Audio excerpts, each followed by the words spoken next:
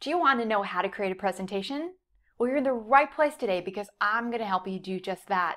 I am AmondaRose Igoe, your Speaking Success Strategist and award-winning speaking expert. I'm super excited to help you today.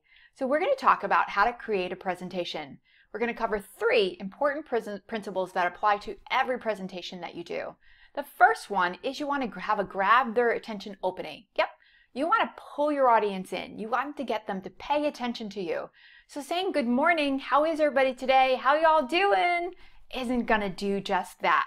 So easy principle that you can use for an opening is to start with a quote or a statistic. Now keep it simple. Don't make it too complicated because you won't remember it, or you might not remember it, and it's going to be harder for the audience to follow. So make it simple. So let's use a statistic. It's not a real statistic. I've not been able to find it, but many people believe that public speaking is the #1 fear that people have. Easy to say. Public speaking is the #1 fear that people have.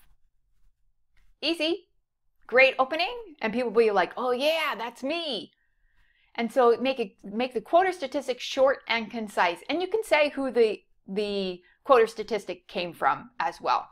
The next thing you want to do is you want to have a compelling middle of your presentation. You want to be able to keep the audience's attention on you, right? So you got to captivate them. A great way to do that is to use audience engagement. Audience engagement is where the actual audience is applying principles with you. So maybe they're writing things down. Maybe they're sharing things with you and the other audience members. That's a great way to keep your audience focused on you, because you never want your audience checking out on you, do you? Right? You don't want them reading their cell phones. Nope, you want them focused on you. And people will often say to me, AmondaRose, when you speak, I just can't stop listening to you. I've heard that over and over again, and that includes 3-day trainings like my Empowered Speaker event. They literally tell me, I couldn't stop listening. It was so amazing. Yep, so that's what compelling content and compelling message will do. So the next thing you want to do in how to create a presentation is you want to make sure you close with a compelling closing.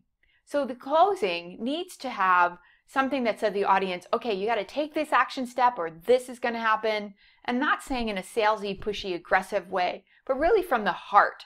So maybe you want them to take the action steps based on the principles of the presentation that you shared with them. Maybe you want them to purchase your product or service. That closing needs to be clear. And a great way to end all of it is to end with another quote or statistic.